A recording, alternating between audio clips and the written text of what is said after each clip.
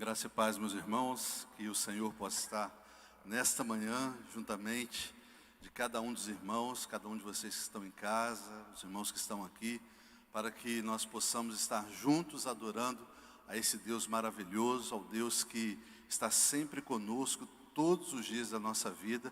Nós estamos sim vivendo um momento muito difícil, mas nós sabemos que tiraremos grandes lições para as nossas vidas, porque diante da dificuldade, diante dos problemas, diante muitas vezes das tristezas e até mesmo de perdas, o amor de Cristo nunca nos abandona.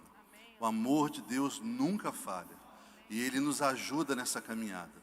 E nós, nesta manhã, mais uma vez, estaremos celebrando esse amor de Deus na nossa vida. E eu te convido, nesse momento, a fechar os seus olhos e juntos estarmos agradecendo ao Senhor por mais essa semana. Estamos chegando no final de mais um mês. Tudo tem passado muito rápido, mas o nosso sentimento deve ser um sentimento de gratidão ao Senhor por tudo que Ele tem feito por nós.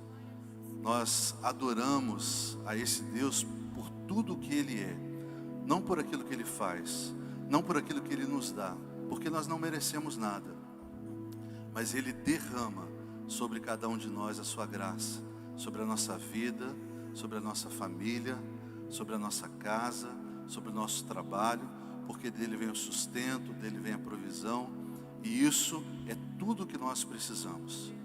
Pai, que nos ama, está aqui nesta manhã, para receber de cada um de nós o nosso louvor, a nossa adoração. Pai, nós te louvamos por estarmos mais uma manhã na tua presença, e podemos aqui, ó Deus, expressar a nossa gratidão ao Senhor por tudo que o Senhor tem feito por nós. Queremos, ó Deus, externar a nossa gratidão pelo teu amor, pela tua bondade, pela tua fidelidade para com cada um de nós. Mesmo, ó Deus, enfrentando lutas e provações, adversidades, muitas vezes, ó Deus, até nos entristecemos, mas a tua palavra nos diz que o Senhor está conosco todos os dias da nossa vida. E nós somos gratos ao Senhor por isso. Queremos, ó Deus, agradecer por cada vida que aqui está, cada irmão, irmã, cada família que é representada, que neste momento diante do Senhor abrem o coração para celebrar ao Senhor mais esse culto. Pedimos, ó Deus, que o Senhor também possa estar falando aos nossos corações através da tua filha, irmã Ana Paula, que estará ministrando nessa manhã. Ó Deus, receba o nosso louvor. E queremos, ó Deus, também interceder por aqueles que estão enfermos, por aqueles, ó Deus, que estão impedidos de saírem das suas casas, mas que através, ó Deus, desse recurso que nós temos hoje, de estarmos através das mídias, podendo, ó Deus, juntos adorar ao Senhor, nós te louvamos por isso. Pai, nós reconhecemos, ó Deus, que sem o Senhor nós nada somos, e queremos viver uma vida que agrade ao Senhor, e que diante da gratidão que temos neste momento, nós queremos externar, ó Deus, a nossa alegria de podermos com o nosso testemunho levar, ó Deus, a tua bondade, o teu amor também às outras pessoas. Nós oramos agradecidos em nome de Jesus, amém. Convido a todos que estão aqui, você que está em casa, para juntos celebrarmos ao Senhor, se colocarem em pé e juntos dizermos a Ele que nada vai nos separar do seu grande amor, de tudo aquilo que Ele fez por nós ali na cruz do Calvário, na pessoa de Jesus Cristo, é que vai nos fortalecer a cada dia de levarmos essa mensagem, esta palavra a todos que precisam, assim como nós, estar adorando esse Deus que é vivo, que é verdadeiro, que está conosco em todos os momentos. Nada vai me separar, mesmo se eu me abalar, teu amor não falha.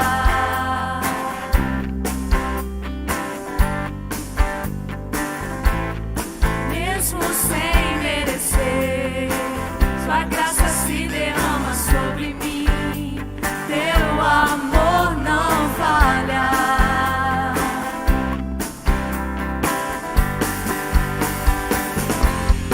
Tu és o mesmo pra sempre.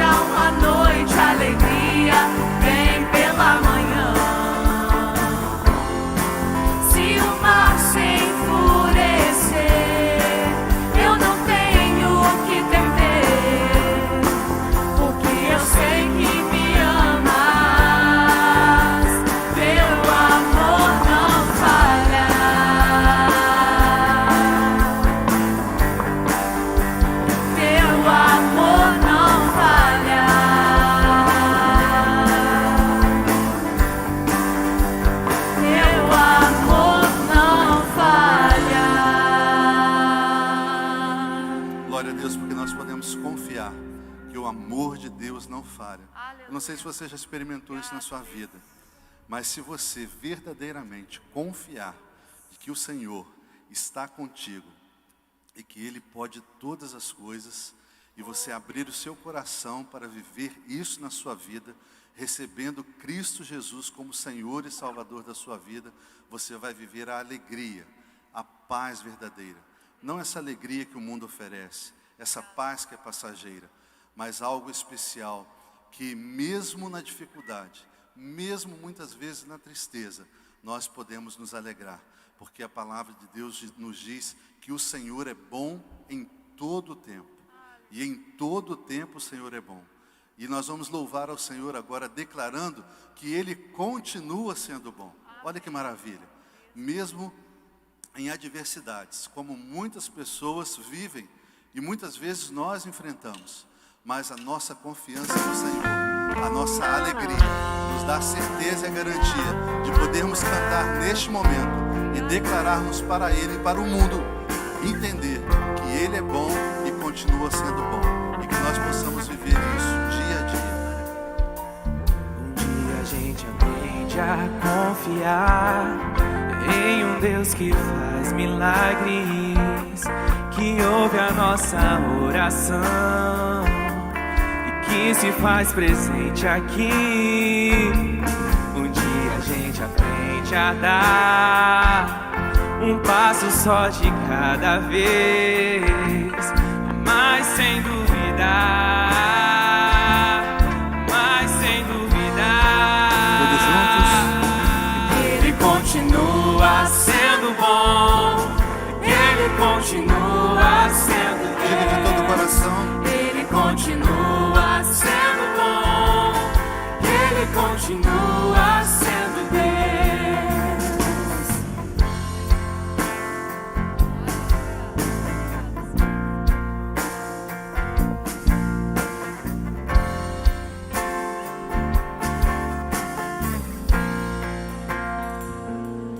Então chega o dia de viver tudo que se aprendeu e a enxergar até o que não se pode ver.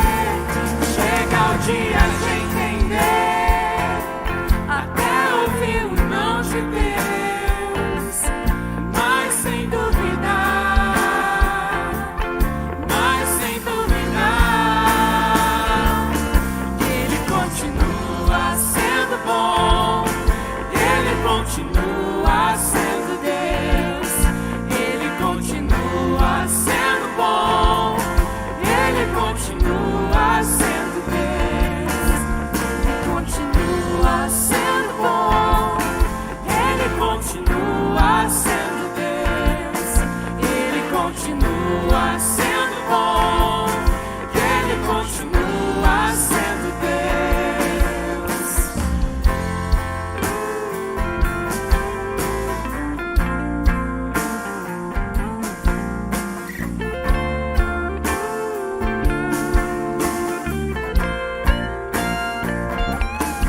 Ele continua sendo bom, Ele continua sendo Deus, Ele continua sendo bom, Ele continua sendo Deus, Ele continua sendo bom, Ele continua sendo Deus, Ele continua sendo bom, Ele continua sendo Deus. Amém. Podem sentar-se. Ana Paula.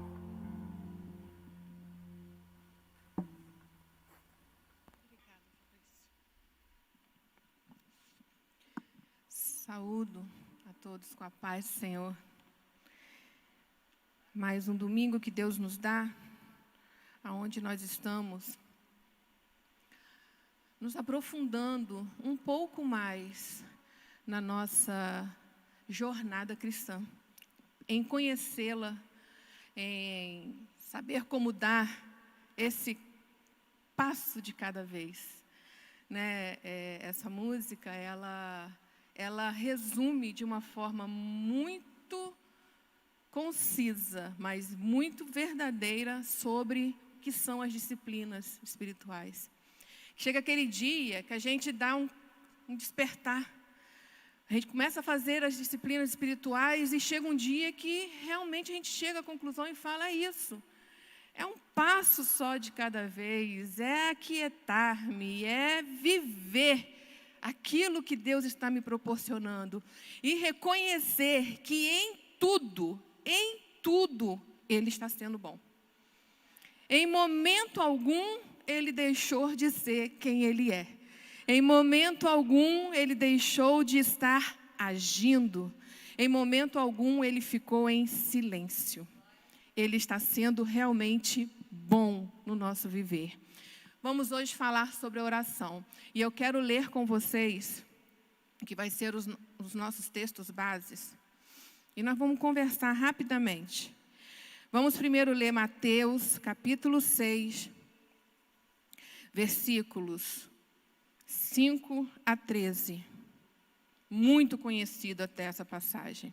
Que diz assim: e quando vocês orarem, não sejam como os hipócritas. Eles gostam de ficar orando em pé nas sinagogas e nas esquinas, a fim de serem vistos pelos outros. Eu lhes asseguro que eles já receberam sua plena recompensa. Mas quando você orar, vá para seu quarto, feche a porta e ore a seu pai que está em secreto. Então seu pai, que vê em secreto, o recompensará. E quando orarem, não fiquem sempre repetindo a mesma coisa como fazem os pagãos. Eles pensam que por muito falarem serão ouvidos. Não sejam iguais a eles, porque o seu pai sabe do que vocês precisam antes mesmo de o pedirem. Vocês orem assim: Pai nosso que estás no céu, santificado seja o teu nome. Venha o teu reino e seja feita a tua vontade, assim na terra como no céu.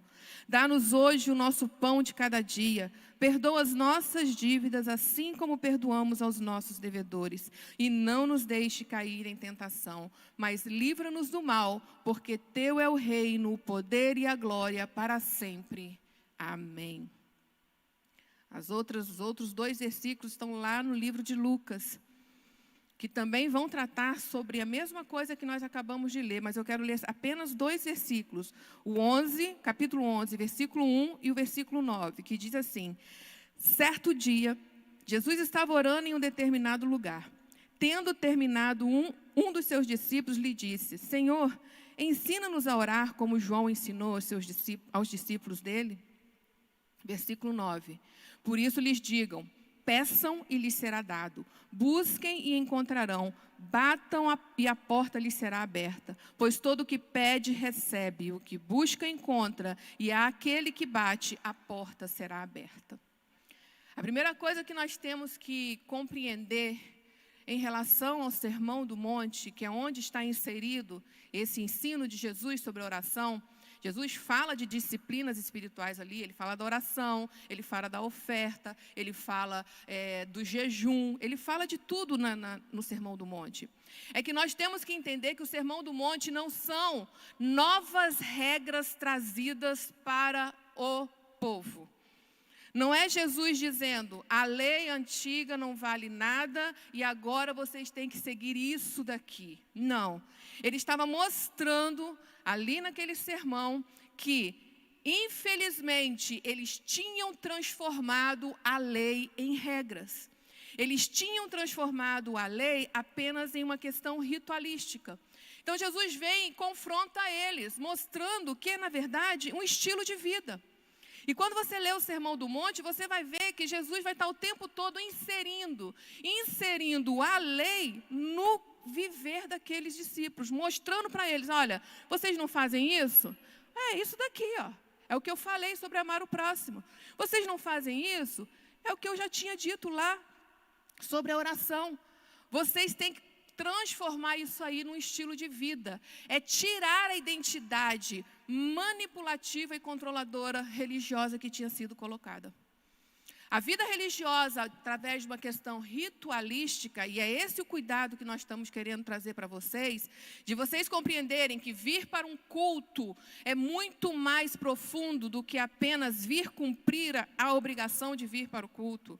que eu estudar a Bíblia é muito mais profundo do que eu apenas estar querendo conhecer ela de Gênesis, Apocalipse, todos os segredos, como se Bíblia tivesse segredo. Bíblia não tem segredo. Bíblia não é um livro de códigos que tem que ser decifrados. Não, não é isso. A Bíblia é a palavra de Deus para nós, para nos mostrar isso daí. O que é um viver cristão. E a vida cristã, ela não é manipulativa, ela é de submissão. A vida cristã não é de controle, ela é de dependência. E você e eu, por causa dessa nossa natureza pecaminosa, nós somos facilmente levados até compreender a nossa vida cristã com essa identidade manipulativa e controladora. E aí nós vamos começar a querer praticar as disciplinas espirituais, trazendo essa identidade para dentro dela. E isso é perigoso. Isso é perigoso porque Deus não é Deus que você possa manipular. Deus não é um Deus que você possa controlar. Não tem como você controlar Deus e manipulá-lo. Vou fazer isso e vou fazer dessa forma, porque se eu fizer assim, Deus vai me recompensar. E se eu não fizer assim, Deus vai me castigar. Para! Relacionamento com Deus não é essa troca. O relacionamento com Deus não é essa identidade de que eu faço para receber e se eu não faço, eu não recebo. Vocês já ouviram várias vezes aqui se dizer, não há nada que você faça e não há nada que você não faça que vá diminuir o amor de Deus para com você ou vá fazer com que Ele te ame mais. O amor de Deus, ele é absoluto. Não ama mais ou não ama menos. E as disciplinas espirituais, elas têm que ser compreendidas dessa forma. Eu tenho que compreender que quando eu estou fazendo aqui, eu estou intencionalmente me colocando diante de Deus e dizendo para Ele, Senhor, eis-me aqui, do jeito que eu sou, como eu sou, do jeito que eu penso, de tudo que eu já construí de verdades para mim. Eu estou colocando agora tudo diante de Ti, para que o Senhor possa verdadeiramente fazer a mudança que eu preciso ter. Que é qual? Uma vida completamente cristã. E se eu digo que eu tenho uma vida cristã, eu estou dizendo que eu sou discípula de Jesus Cristo. E se eu sou uma discípula de Jesus Cristo, eu já disse também aqui, eu tenho que imitá-lo. Eu tenho que procurar conhecer como Ele foi aqui na terra, conhecer como Ele andou e viver como Ele viveu. Isso é o intuito, esse é o objetivo das disciplinas. E nisso daí também está a oração. Quantas vezes a gente segue, né, a gente aprende a orar desde pequeno. E uma coisa que vocês podem ter percebido é o quê? As disciplinas espirituais, principalmente essas interiores, elas são identificadas em outras religiões. Elas são identificadas. As religiões que nós vemos por aí, seja ela oriental, seja ela qualquer que seja, todas elas têm oração, elas têm o jejum, elas têm a prática de estudar, elas têm isso tudinho ali, de meditar, então, elas têm isso tudinho ali. Só que em todas elas há essa identidade que eu falei para vocês, de manipular, de poder controlar alguma situação. Não há essa identidade de se submeter e depender completamente a Deus. Primeiro que muitas delas não adoram a Deus. Muitas delas buscam a outros deuses. E esses deuses, infelizmente, não vão lhe satisfazer em momento algum, porque eles não existem. São deuses criados por eles mesmos para satisfazerem o próprio eu, o próprio ego deles. Então, quando a gente estuda, a gente vai perceber que todas essas disciplinas que nós estamos trazendo para você, elas lá têm. Mas qual é o diferencial? Vou repetir. O diferencial é que nós estamos nos colocando diante de Deus e nos submetendo a Ele e dependendo completamente dEle no nosso viver. Não há outra forma, não há outro tipo de receita que eu posso trazer para você, para que você viva realmente o shalom de Deus aqui nessa terra. Não há outra forma que eu possa trazer para você de caminhar aqui nessa grande história que Deus já escreveu, sem que você realmente viva as bênçãos espirituais. Não tem outra forma. A única forma é essa, você cada dia mais estar caminhando com Cristo, diariamente. Diariamente. E a oração, ela também tem essa identidade. Quantas vezes a gente vê aí a prática de oração, vamos orar desse jeito porque Deus vai fazer. Tá, nós cremos que Deus, Ele responde às orações. Com certeza. Eu tenho testemunhos na minha vida. Se vocês estão me vendo aqui falar, entendeu? Porque Deus me curou quando eu tinha 3 anos de idade. E ali, quando Ele me curou, Ele já fez a cirurgia das amígdalas. Se você abrir aqui, você vai ver que eu não tenho amígdalas. Deus retirou as amígdalas minhas. Eu não tenho problema algum na questão de ter uma infecção de garganta mais, desde os meus 3 anos de idade. Tanto que quando eu fico gripada, eu fico com outros sintomas, mas a minha questão de garganta não fica inflamada. Então eu tenho exemplos na minha vida, eu tenho exemplos da minha filha, que quando nasceu, ela nasceu, o avô dela foi quem fez a cirurgia da cesárea, ele colocou a minha filha sobre a minha barriga com o pé todo torto.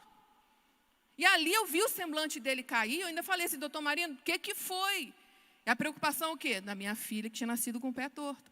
Vamos trazê-la para o médico. Eu trouxe até aqui em Itaperuna na época. Começou o tratamento. A resposta do médico para mim foi, sabe qual?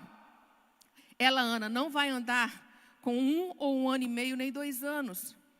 Porque, infelizmente, nós vamos ter que tratar todo esse pé dela, que foi um vício. O pé dela não foi mal formado, mas ele ficou de uma forma, com um vício tão forte, que vai ser tempos e tempos e tempos de tratamento. E eu me lembro como se fosse hoje uma noite, porque a minha filha, quando ela nasceu, ela, infelizmente, ela passou por vários processos, e eu sozinha com ela.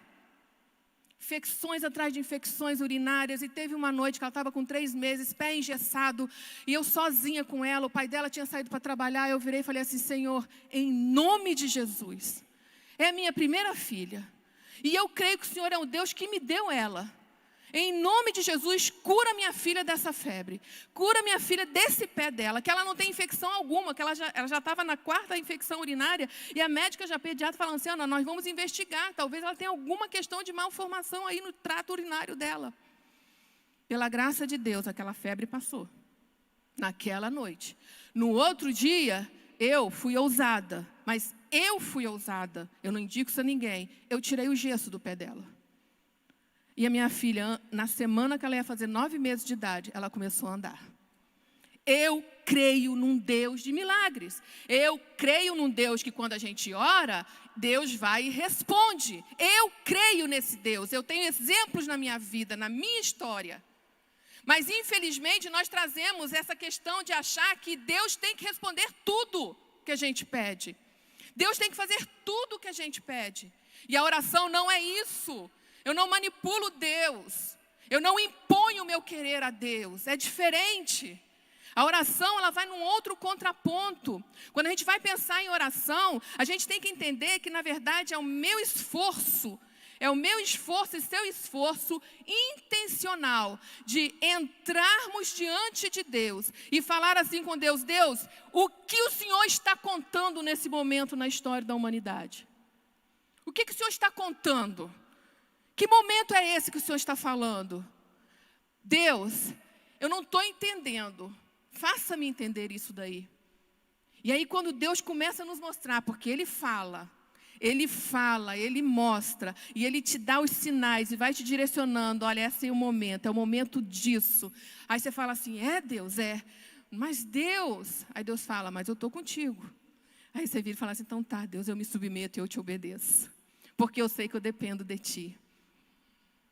Oração nada mais é do que você conhecer o Deus que você serve e entrar dentro dessa grande história que nós já estudamos aqui, que Ele escreveu, que já tem final, já está aqui escrito na palavra de Deus, a história já tem um final e nós estamos caminhando para esse final e você vira, Deus, que momento é esse? Eis-me aqui para viver esse momento. Foi o que Isaías fez.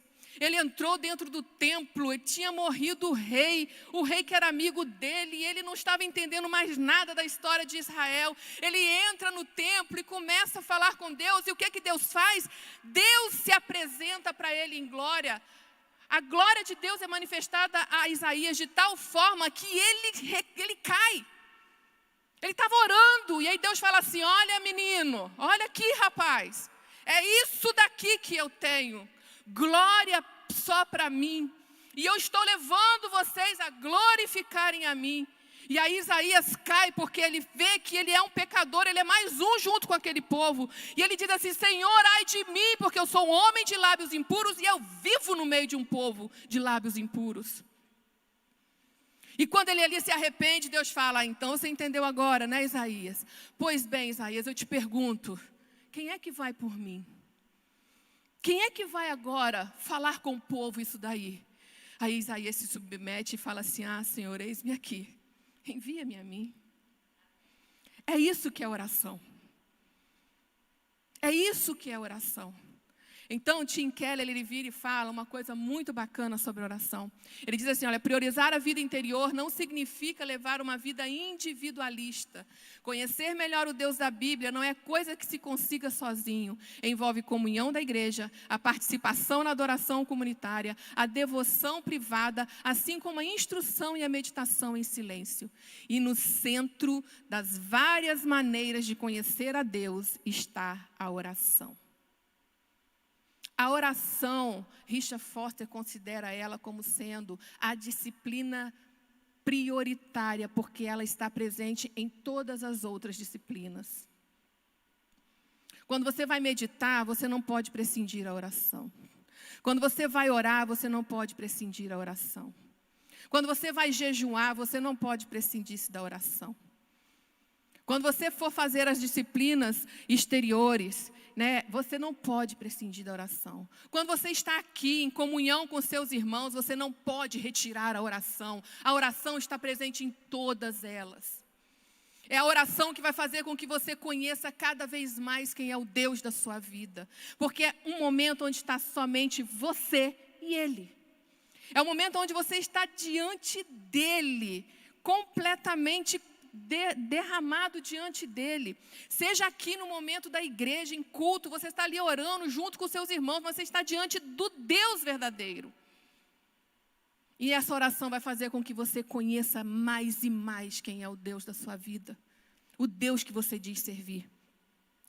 Viver o reino ou viver no reino depende de uma reordenação dos nossos afetos e mudança de nossas convicções. E era isso que Jesus queria no Sermão do Monte. Jesus queria estimular aqueles discípulos dele, aqueles que estavam seguindo, a compreenderem que eles precisavam mudar a mente deles. Eles tinham que ter a mente deles transformada de tal forma para compreenderem que o reino de Deus não era aquilo que eles estavam pensando. Que o reino de Deus não seria ganho à força de uma guerra bélica. Que o reino de Deus não ia ser ganho de forma alguma derrubando o governo que estava lá. Pelo contrário, o reino de Deus seria estabelecido na terra a partir do momento que cada um deles, discípulos de Cristo Jesus, manifestassem em seu viver aqui na terra o que é o reino de Deus. Foi só para aquela época? Foi só para aquela época que Jesus falou isso? Não, foi para agora.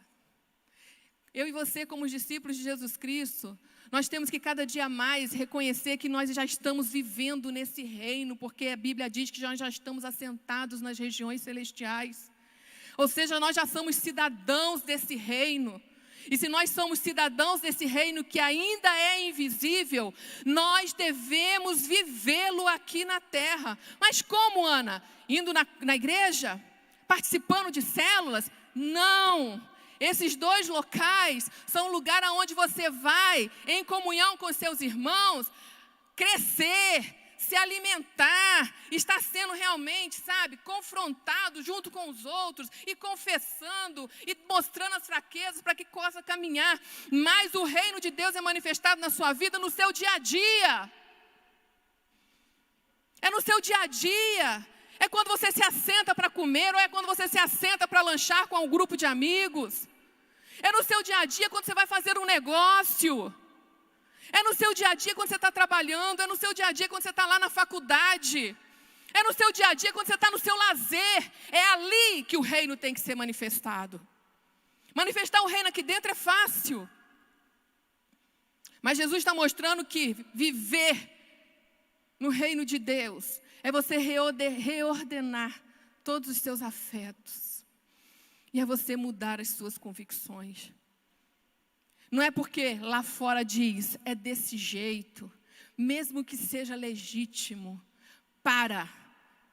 Veja isso pela lei do reino de Deus.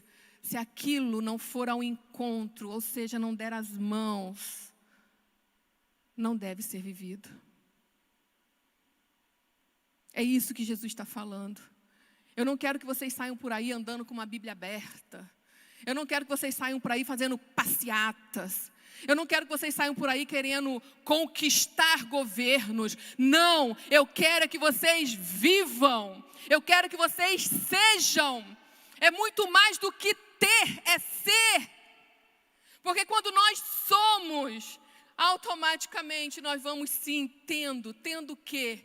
Bênçãos espirituais superabundantes no nosso viver. E aonde quer que eu e você estivermos, seja ele numa questão de local, seja ele numa questão social, aonde você estiver, seja ele você numa posição de chefia, numa posição lá de subserviente, aonde você estiver, se o reino de Deus estiver sendo vivido na sua vida, você vai manifestar algo que ninguém consegue por mais dinheiro que tenha no mundo, que sabe o que é? Paz e alegria. E sabe quem é que dá isso para você? É Deus. É Deus. Quantas pessoas estão batendo cabeça aí hoje? Quanto dinheiro está sendo investido para se descobrir uma imunização, não é a cura não, tá? Descobrir uma forma de imunizar-nos desse vírus. Quanto? Sabe o que é Deus mostrando? E um dia desses eu meio que fui baqueada. É Deus falando assim, quem acha que tem um controle sobre essa história está muito enganado, sou eu. E o que eu desenhei, e o que eu planejei está acontecendo. Ah, quem tem ouvidos ouça. Quem tem ouvidos ouça. Mas aí quando a gente começa a praticar as disciplinas espirituais, é muito interessante, porque vira e mexe eu vivo isso daí. Porque ninguém aqui, gente, é melhor do que ninguém não, tá? Não existe, pelo fato de eu estar aqui em cima falando, não significa que eu estou num nível maior que você. Não. Todos nós somos iguais diante de Deus. E em momentos que eu começava a praticar mais, dar um passo a mais sobre a questão da minha espiritualidade, mais eu me confrontava. Porque quando você caminha com Deus, a primeira coisa que vai acontecer é um incômodo. A primeira coisa que vai acontecer é você perceber-se vazio. Você vira e fala, mas eu oro, eu estou lendo, e eu não estou ainda sentindo nada. Eu não estou, sabe por quê? Mudanças de convicções, reordenação de afetos, não são coisas que acontecem rapidamente. Quando você começa a caminhar com Deus, você confrontar o seu eu é algo que você não quer. Não é isso. Não é isso. E o vazio espiritual, ele nos confronta. Só que eu acho muito bacana a palavra de Deus. Porque, primeiro, quando você começa a caminhar com Deus, entenda que Jesus Cristo, quando ele foi assunto aos céus, ele virou antes disso, ensinando os discípulos, dizendo assim, olha só, porque eles ficaram com medo que iam ficar sós, né? Jesus falou assim, não, vocês não vão ficar sozinhos, não. Eu estou indo, mas eu preciso ir para que eu mande o Espírito Santo. O Espírito Santo vai caminhar com vocês o tempo todo.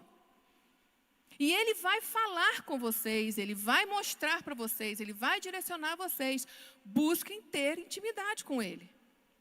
E aí, lá em Lucas está escrito como nós já lemos. Por isso eu lhes digo, peçam e lhes será dado. Busquem e encontrarão. Batam e a porta lhes será aberta. Olha os verbos. Quem é que está tendo que fazer essa ação? É Jesus? É Deus? A ação nossa é essa. É pedir, é buscar, é bater, é persistir. É persistir reconhecendo que nós temos uma natureza pecaminosa, que nos traz automaticamente, quando nós começamos a praticar alguma disciplina espiritual, ele nos traz automaticamente, sabe o quê? Às vezes, quando nós nos defrontamos com esse vazio, aquela voz que fala assim, não tem jeito. Não tem jeito, você não é igual fulano, você não é igual fulana. Com você não vai dar jeito, então pode desistir. Isso é a voz do diabo, gente.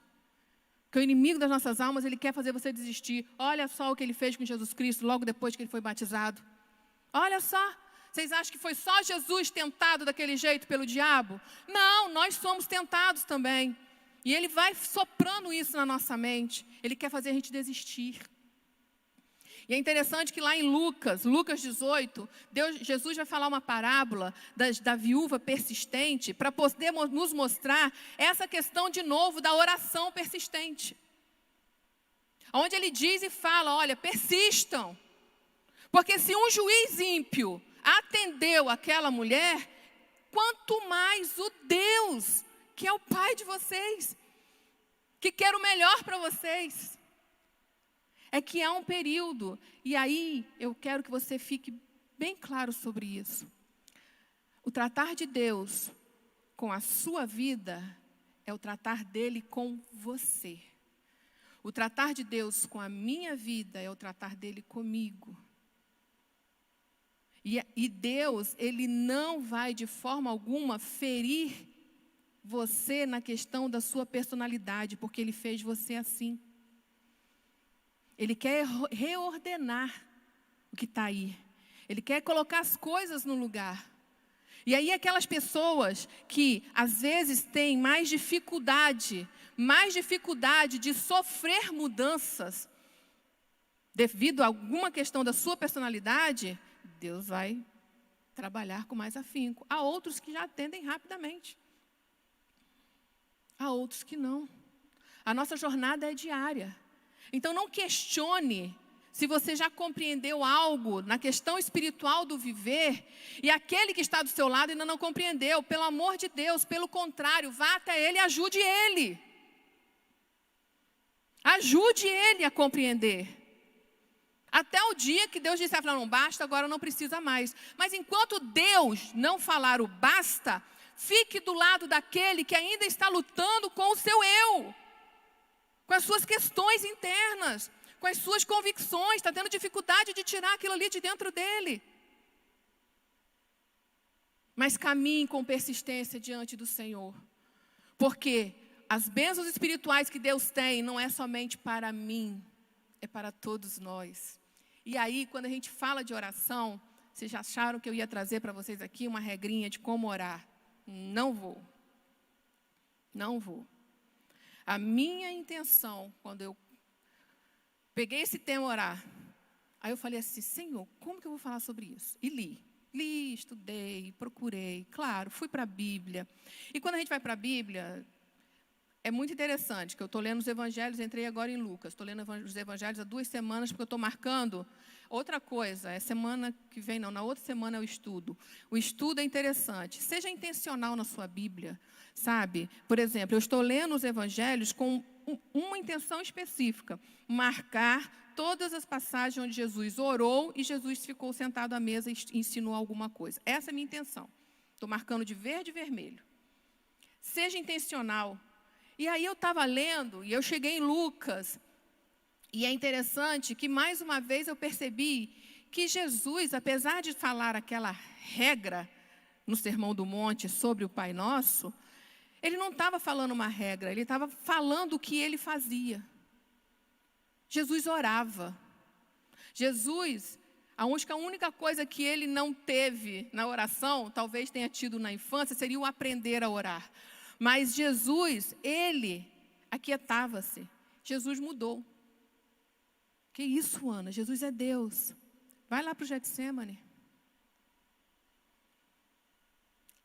Olha ali Jesus homem. Olha ali um Jesus que estava na sua agonia mais profunda e estava sentindo na carne dele a pior dor que o Deus poderia sentir. Que era, sabe qual? Sentir o pecado da humanidade nele. E ali Jesus gritou 3 vezes. A Bíblia fala que ele bradou 3 vezes. Pai, passa de mim esse cálice. Passa de mim esse cálice. Qual era a vontade dele? Era passar por aquilo? Jesus, homem, ali estava mostrando a vontade dele. Não era passar por aquilo. mas diante do Pai dele. E esse é o paradoxo que não tem como que ninguém, seja o teólogo que for, não consegue explicar essa questão de Deus ali ser Deus ali presente. Ele, diante do Pai dele, ele vira e fala, mas Pai, vai ser difícil, mas que seja feita a sua vontade, eis-me aqui. E Jesus foi para a cruz. Então, o maior exemplo que nós temos é em Jesus. E eu quero mostrar para vocês que oração é para ser aprendida. Quando você vai ler os livros, principalmente do Richard Foster, você vai ver que a oração tem muito a ver com aprender, com aquietar-se e com mudar. Eu podia trazer outros verbos, mas se eu trouxesse outros verbos ia ficar muito extenso. E vamos ficar só nesses 3. Mas eu quero dar um gostinho para vocês poderem ir além disso. Ir além disso. E aprender. Será que nós temos que aprender a orar? Com certeza. Tudo na vida nós temos que aprender. Inclusive a orar. E aí, lá em Lucas 11:1, está escrito assim, que Jesus estava orando. E os discípulos olhando ele orar. Os discípulos percebendo aquilo ali, que Jesus orava. Que Jesus tinha um jeito diferente de orar. E ele vira, os discípulos viram para Jesus, um deles, vira e fala assim, Jesus, nos ensina a orar. Nos mostra como que é orar. O João fez isso com os discípulos dele, Jesus. Faz a mesma coisa com a gente. Nos mostra o que é orar. E aí Jesus vira e traz para a gente um ensinamento completamente da oração. Ele não vira e fala assim, vocês vão ficar 3 vezes, entendeu? De manhã, de tarde, de noite, e vão fazer virados aqui para Jerusalém, fazer oração assim, assim, assim. Não, Jesus vira e começa dizendo assim, olha só, a primeira coisa, vocês não podem fazer igualzinho os hipócritas. Vocês não podem fazer igualzinho esses aí que estão incrédulos. Vocês não podem fazer igual a eles. Porque eles têm, na oração, a intenção da natureza pecaminosa deles. Quer querer manipular a gente. Quer querer manipular Deus. Eles têm a intenção de controlar Deus. Eles transformaram a oração em algo onde o eu deles está aparecendo. Tanto que eles oram em praça pública. Tanto que quando eles ofertam, eles fazem tocar a buzina. Tanto que quando eles fazem alguma coisa, eles estão em evidência. E a oração não é isso. Então, a primeira coisa que vocês têm que aprender é que a oração são vocês e Deus. A oração são vocês e Deus. E para isso daí, necessário é vocês, se isolarem disso. Não que é errado orar em público, gente, pelo amor de Deus. Não que é errado a gente fazer aqui uma reunião de oração. Não é isso que eu estou dizendo. Estou falando sobre a intenção. A intenção do coração. Jesus foi muito claro em mostrar isso daí. A intenção do coração de vocês tem que ser outra. A intenção do coração de vocês tem que ser de desejos por mudança. E aí, como aprender a orar? Aí eu vou dar algumas dicas. Primeiro, com o Mestre Jesus. Com certeza. Os discípulos já queriam aprender com Jesus. E aí agora ele vira e fala assim, então tá. Olhem para a minha vida. Vejam como eu sou. E aprendam comigo. Leia os evangelhos. Leia intencionalmente, como eu já falei aqui. Marque os momentos que Jesus estava orando e veja como ele orava. Veja como ele buscava orar. E é muito bacana. É muito bacana porque, olha só. Isso aqui eu vou ler lá na frente, mas já vou adiantar. Em Lucas 4:42 e Lucas 5:16 diz assim, no 42, ao romper do dia, Jesus foi para um lugar solitário orar. No 16, mas Jesus, que ele vem falando sobre tudo que Jesus fala, todavia as notícias a respeito dele se espalhavam ainda mais, de forma que multidões vinham para ouvi-lo e para serem curados de suas doenças. Mas a intenção dele era, eu vou lá curar. Não. Mas Jesus retirava-se para lugares solitários e orava. O que era prioridade para Jesus não era curar. O que era prioridade para Jesus não era fama. Não era o nome dele no outdoor. que era prioridade para Jesus, é ele ter comunhão com o Pai dele, porque ele sabia que ele tinha vindo aqui na terra para morrer em uma cruz pelo pecado de toda a humanidade. E essa era a maior e única missão dele. Então, aprenda com o Mestre Jesus. Segundo, leia a palavra de Deus. Você vai aprender a orar lendo a palavra de Deus. Como eu já contei aqui a história de Isaías. Marque lá Isaías quando entrou no templo. Vai lá ver Davi, quando ele passou na história dele, as vezes que ele ia diante de Deus. Veja como ele agiu quando ele foi confrontado pelo profeta Natã diante do seu pecado. E deixa eu falar uma coisa com vocês. Há pessoas que acham que Davi foi confrontado logo após o nascimento do filho do adultério. Não. Pela história do Antigo Testamento, aquela criança deveria ter quase mais ou menos os 3, 4 anos de idade. Por isso que o Salmo 51, ele fala, o meu pecado sempre está assim, diante de mim, andando. Ele via aquela criança. Olha quanto tempo que Davi teve para poder se arrepender, e ele ficou ali, precisou ser confrontado por um profeta. Mas veja como ele agiu quando ele foi confrontado. Então leia, e leia os Salmos. Os Salmos são orações cantadas. Nos Salmos você vai ver a humanidade sendo totalmente expressa ali. É o homem falando com Deus. E o homem mostrando como que eu realmente mudo o meu pensar. O que vai provocar a minha mudança. Tem um salmo que diz, se eu não me engano, ele é de Asaf, que ele fala assim, Senhor, por que prosperam esses aí? Por que os ímpios conseguem tudo? Por que eles fazem isso? Era ele virando e falando assim, não estou entendendo isso não. Eu te sirvo, sou fiel a ti, e esse povo aí, pecador, consegue tudo, está aí se enriquecendo e eu não. Aí ele vira e continua, até que eu entrei no templo. Ou seja, até Deus que eu te conheci mais e compreendi que isso tudo passa. Que o fim deles já está reservado, mas o meu é a eternidade contigo, e isso é que muda por completo a nossa jornada cristã. Leia os Salmos. Leia os Salmos, é muito bom. Segundo, leia bons livros. E olha que eu coloquei os bons entre aspas. Porque há muitos livros sobre oração que, por favor, venham questionar e dizer, o que você acha desse livro? Porque às vezes são autores que vão te ensinar a oração de uma forma, como eu já falei aqui, manipulativa e controladora. E a oração não é para ter essa identidade manipulativa e controladora. Não é porque Deus vai responder as nossas orações, entendeu? Que eu vou achar que eu tenho todo o poder sobre Deus. Não. Deus responde as minhas orações porque eu humildemente me submeto e dependo dele. É diferente, completamente diferente. Então, leia bons livros. Eu vou indicar alguns aqui. Primeiro, dos Richard Foster.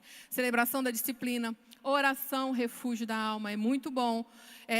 Esse daí está muito pequeno para mim. Santuário da Alma, uma jornada pela oração meditativa. É muito bacana. Ele é fininho, vocês podem ver. Eu li em 2 dias.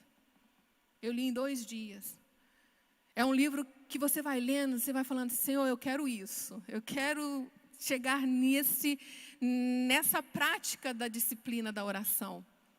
Outro livro, Espírito Santo nos ajuda a orar. Esse daí é bem mais teológico, é um livro mais antigo. Aqui você vai aprender sobre os tipos de oração. Você vai aprender sobre a oração no Antigo Testamento e no Novo Testamento. Esse livro do Timothy Keller, eu li há 3 meses, ele é muito bom. Muito bom mesmo. A Célia estava lendo, ela postou no stories dela o livro. Eu falei assim, eu estou querendo ler esse livro. Aí na mesma semana eu fui e comprei ele e li. Muito bom. E como eu já falei dos Salmos, indico esse livro aí, Salmo em Seu Coração. É um livro onde cada salmo foi trabalhado de forma meditativa. Então, o capítulo fala do salmo e no final, ele já trabalha com você a oração, a você ver as verdades que foram apresentadas naquele salmo e a orar. Então, leia bons livros. Leia bons livros. E, principalmente, como é que você vai aprender a orar? Praticando. Não tem jeito, você tem que praticar. E como é que você vai praticar? Eu vou dar aqui uma dica rapidinho. Primeiro, proteja suas manhãs. Assim que você acorda, não pega celular e vai ver as redes sociais, não. Primeira coisa que você faz, ainda na cama mesmo, sabe? Sente-se e converse ali com Deus. Agradeça pela noite dormida, entendeu? Peça a Deus ali naquele momento. Fala como que você está. Diga a Ele, Senhor, eu dormi, mas a minha alma está desse jeito. Mas eu sei que o Senhor é isso daí. E eu tenho que viver isso durante esse dia. Por favor, olha, eu coloco isso em tuas mãos. Pronto, faz ali aquela oração. Se depois você tiver o seu momento devocional da manhã, repita aquilo ali na oração novamente. Aí você inclui os pedidos de oração que você tem recebido, entendeu? Eu dou uma dica, anote os pedidos de oração, entendeu? Anote. Hoje existe até aplicativo, aquela Bíblia YouVersion, ela tem lá uma parte onde você pode anotar as orações que você está fazendo e aguardar, né, botar uma resposta depois. A segunda coisa, comunique-se com Deus durante o dia. Faça breves orações. Sempre que você vir alguma coisa, se você estiver andando, porque a gente acha que para orar, esse que é o problema. A gente acha que para orar, a gente precisa ajoelhar, botar as duas mãozinhas, porque a gente ensina os nossos filhos assim, e ensinem, porque isso é bom, tá? E ensinem. Mas a gente quer trazer essa forma ritualística para o dia a dia. Mas quantas vezes você está numa viagem, e vamos dizer que você está dirigindo, você vai ver um negócio que te mostra a beleza de Deus, que te mostra a forma criativa que Deus fez a coisa, e você vai fazer aqui, vai adorar a Deus parando o carro, se ajoelhando? Não! Louve a Deus ali naquele momento, agradeça a Deus por ter feito uma natureza tão linda e maravilhosa, e peça a Ele para que te dê capacidade para cuidar daquilo ali, que aquilo ali não perca aquela beleza. Entendeu?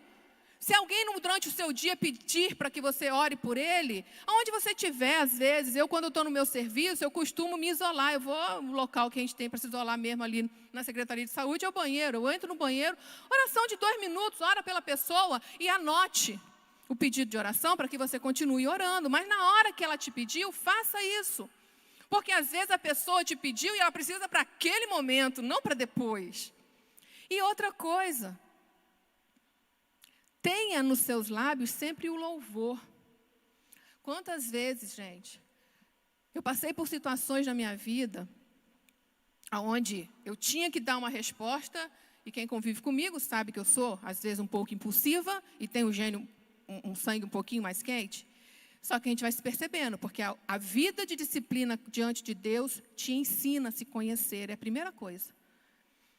E aí eu comecei a fazer o quê? Toda vez que eu tinha que dar uma resposta, num calor de um momento, de reuniões, o que for. Ali, às vezes, sentada, sem fechar o olho, eu começava a falar com Deus.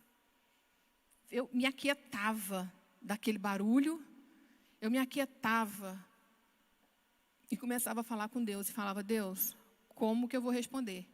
Como que eu vou agir? É assim. E parece que quando você faz isso, a sua alma se aquieta. E aí seu pensamento trabalha com muito mais razão do que emoção. Então façam isso. E por último, termine o dia falando com Deus. Termine o dia falando com Ele em salmos, lendo um salmo, uma passagem da Bíblia. Louve a Ele, agradeça a Ele pelo que aconteceu. Medite naquele salmo e faça que aquilo ali fale com você. E depois, o que você vai fazer? Se algo olha para você e fala, hoje eu fui assim, assim, assim, epa, mas eu fiz isso daqui que não foi bacana. Senhor, me perdoe, confesse. E fala com Deus, Deus, me perdoe, não foi legal isso que eu fiz. Me ajude a mudar nisso daqui, porque eu não estou tendo facilidade. E Deus vai trabalhar na sua vida. Segunda coisa que a gente vai aprender que é mudar. Não tem jeito. Vocês orem assim. Aí eu não vou ler tudo. Pai nosso, mas marquem na Bíblia de vocês. Seja feita a tua vontade. Dá-nos hoje o nosso pão de cada dia. Assim como, e teu é o reino, o poder e a glória para sempre. Por quê? A oração do Pai Nosso, muito mais importante do que nós gravarmos ela para poder ficar orando e repetindo. E aí eu não vou falar hoje sobre a questão de repetição, porque a repetição vai ao encontro daquilo que eu disse, de achar que você está manipulando e controlando o povo, não tem nada a ver, porque Jesus repetiu 3 vezes a mesma oração no Getsêmani. Então, volto ao que eu disse antes, tem mais a ver com a intenção. Qual a intenção que você está indo diante de Deus e sempre pedindo a mesma coisa, sempre pedindo a mesma coisa? Então, vamos embora, vamos voltar aqui. A oração do Pai Nosso, ela nos mostra como que nós temos que mudar. Porque a oração do Pai Nosso, primeiro, vai lá na vontade própria. Ele vai lá na nossa vontade própria e vira aqui e faz assim, olha, não é a sua vontade, mas Pai, seja feita a tua vontade. E nos leva à obediência. Orar de forma sincera, Pai, seja feita a sua vontade, assim na terra como no céu, não é fácil. Segundo, o pão nosso de cada dia nos dá hoje. O pão nosso do quê? Do mês inteiro? O pão nosso do ano inteiro? Ou seja, o que eu necessito para hoje, Pai. Deus trabalha a ansiedade da gente, dizendo assim, você depende de mim. E por depender de mim, o que você precisa para hoje eu te dou. E é por isso que a gente está e aprende pela palavra. Basta cada dia o seu mal. Segundo, Pai, perdoa as minhas dívidas como eu perdoo a quem me deve. Jesus está mostrando o quê? Não é do seu jeito, mas é do jeito de Deus. Ora, se é do jeito de Deus, eu estou pedindo a Deus para perdoar as minhas dívidas como eu perdoo a quem me deve. Se eu não perdoo a quem me deve, significa que esse não é o jeito de Deus.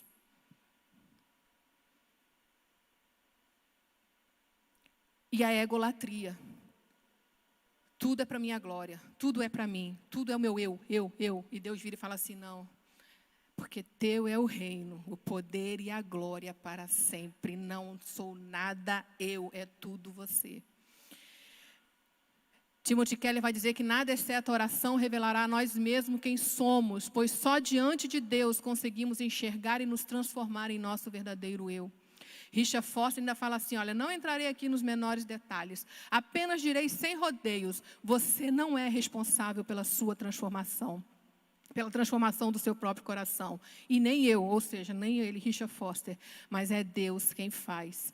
A transformação não é você quem vai promover, a transformação, quem vai promover é o Espírito Santo e Jesus Cristo na sua vida.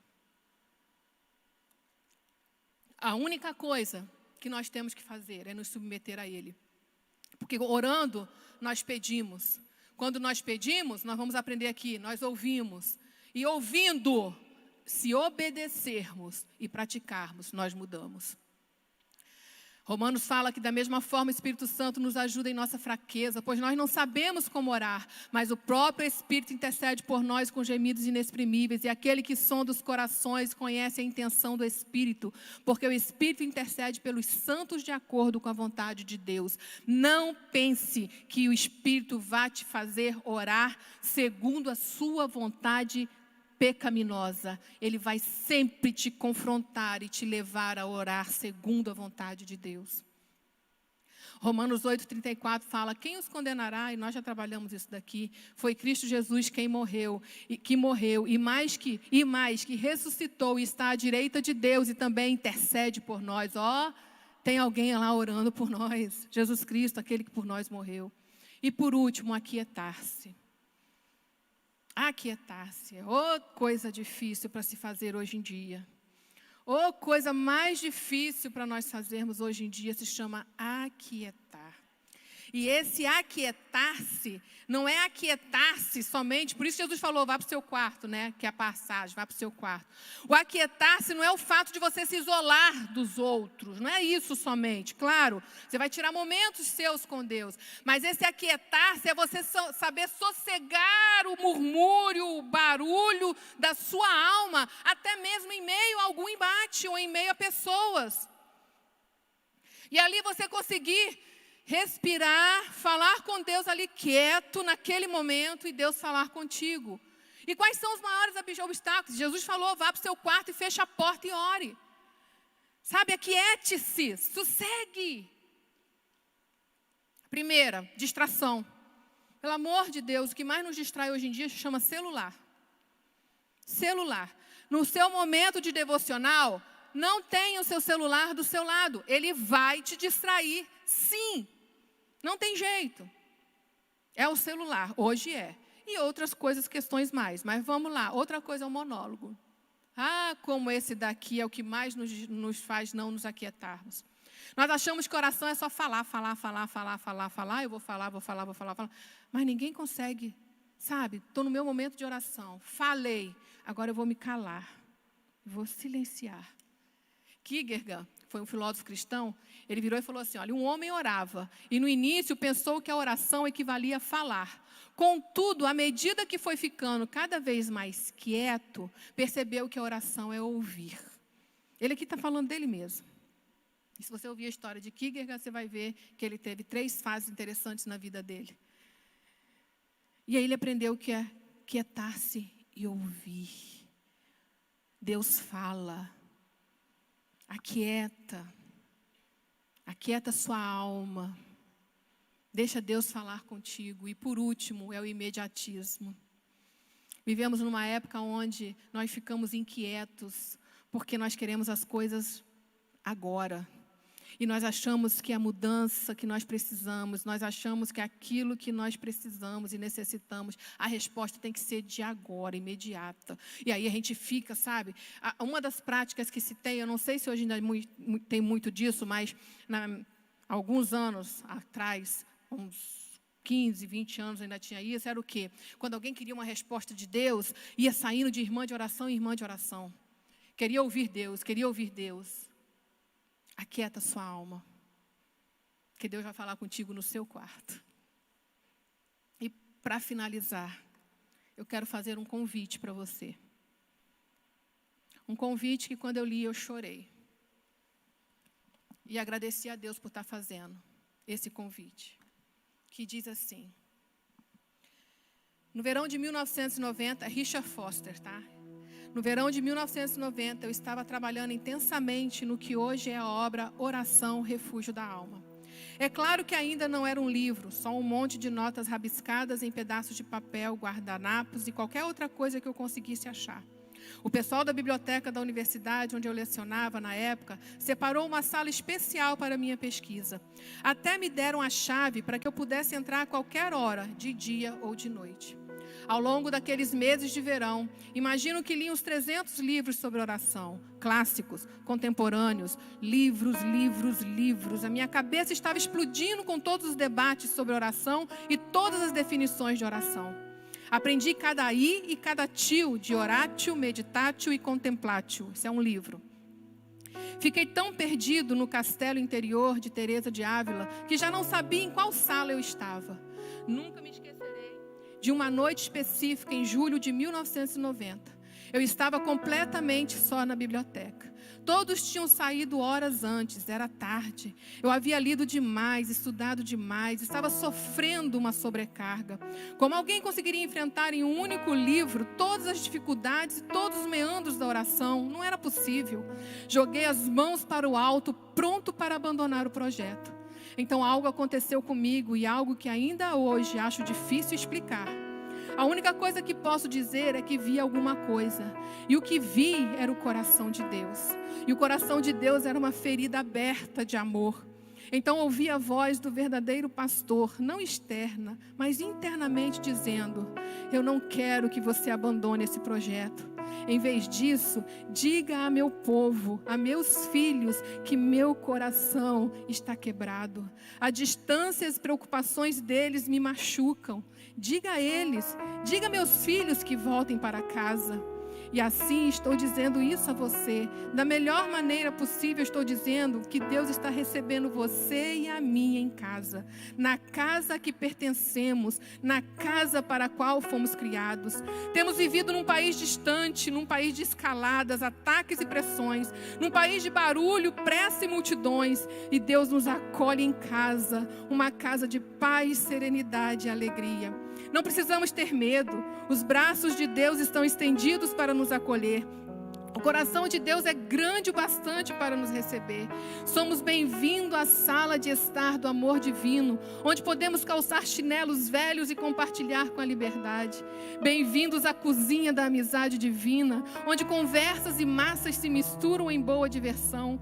Bem-vindos à sala de jantar da força divina, onde podemos banquetear-nos para o deleite do nosso coração. Bem-vindos ao escritório da sabedoria de Deus, onde podemos crescer e espreguiçar-nos e fazer todas as perguntas que quisermos. Como eu chorei com isso, porque o que eu mais quero é perguntar a Deus.